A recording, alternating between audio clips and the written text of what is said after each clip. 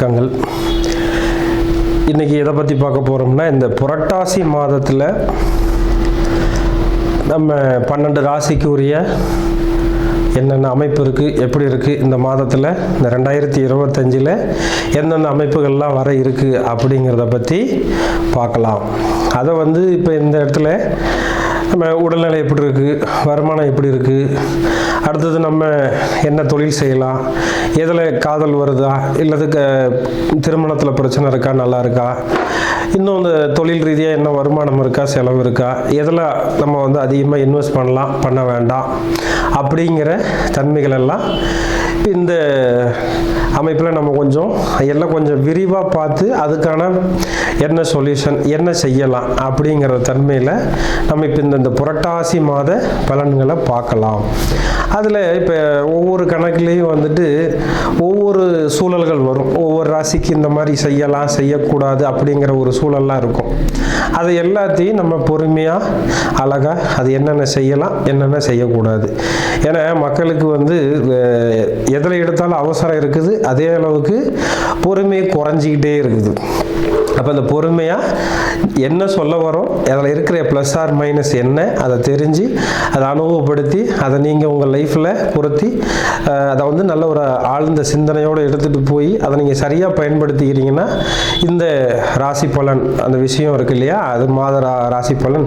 அப்போ இந்த மாதத்தில் நீங்கள் எதை செஞ்சால் சௌரியமாக இருக்கலாம், எதை செஞ்சால் கொஞ்சம் டிஸ்டர்ப் ஆகும் அப்படிங்கிறத பற்றி இப்போ நம்ம பார்க்கலாம். இந்த கடகராசிக்காரங்களுக்கு, நண்பர்களுக்கு இந்த 2025 புரட்டாசி மாதம் எப்படி இருக்குது அப்படின்னு பார்த்தீங்கன்னா, குடும்பத்தில் ஒரு சிக்கல் வர்றதுக்கு வாய்ப்பு இருக்குது. கொஞ்சம் கவனமாக இருங்க. வருமானத்தில் ஒரு சிக்கல் வர்றதுக்கு ஒரு காரணம் இருக்குது. கொஞ்சம் கவனமாக இருங்க. யாருக்கிட்டேயும் போய் நேரடியாக வாக்கு கொடுக்காதீங்க. வாக்கு கொடுத்தீங்கன்னா தப்பாக போகிறதுக்கு ஒரு வாய்ப்பு இருக்குது. இதை நீங்கள் கவனமாக கொண்டுட்டு போயிட்டீங்கன்னா பிரச்சனை வராமல் மெயின்டைன் பண்ணிக்கலாம். அதில் ஸ்பெஷல்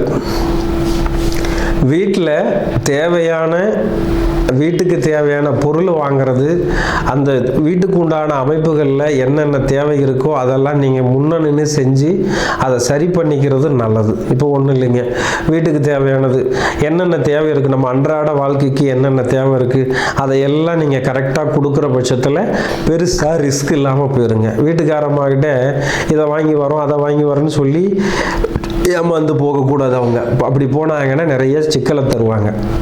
அப்போ வீட்டுக்காரம்மாக்கிட்ட வீட்டில் ஒரு குடும்பத்தில் அனுசரணையாக இருந்துக்கிறது ரொம்ப நல்லதுங்க. அடுத்தது, நீங்கள் சம்பாதிக்கிற வருமானத்தில் நிறைய செலவு வரும். அந்த செலவுக்கு தேவையை பயன்படுத்திக்கிட்டு முடிஞ்ச அளவுக்கு அந்த செலவை குறைக்கிறதுக்கு வழியை தேடுங்க.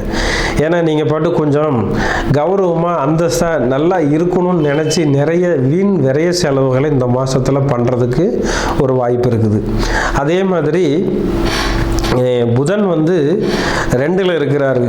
அதாவது 2ஆம் பாவத்துக்கு 2ல் அப்படி வந்துட்டாருனாவே 3ன்னு கணக்கு உங்கள் கணக்கு ராசிக்கு. அப்போ நிறைய செலவுகளை கணக்கு இல்லாமல் பண்ண போகிறீங்க அப்படின்னு ஒரு சூழல் வந்துடும். அப்போ அதெல்லாம் கொஞ்சம் கவனமாக சரி பண்ணி அடுத்தடுத்து நல்ல சூழலுக்கு கொண்டு போகிறப்ப அதை நீங்கள் முயற்சியில் தான் கொண்டு போக முடியும்.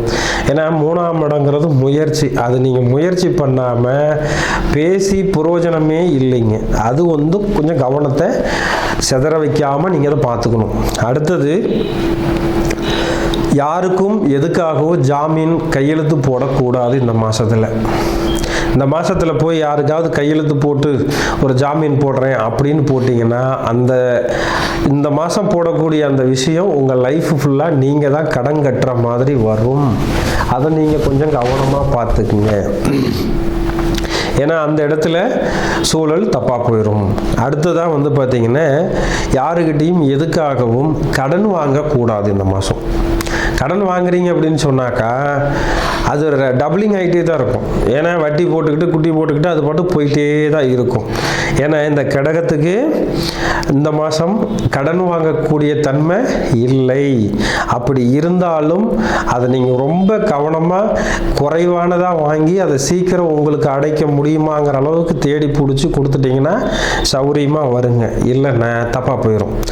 இன்னொன்று, இது மனைவிக்கு சில நேரத்தில் நேரத்தில் உடல் தொந்தரவு கொடுக்கறதுக்கு ஒரு வாய்ப்பு இருக்குது.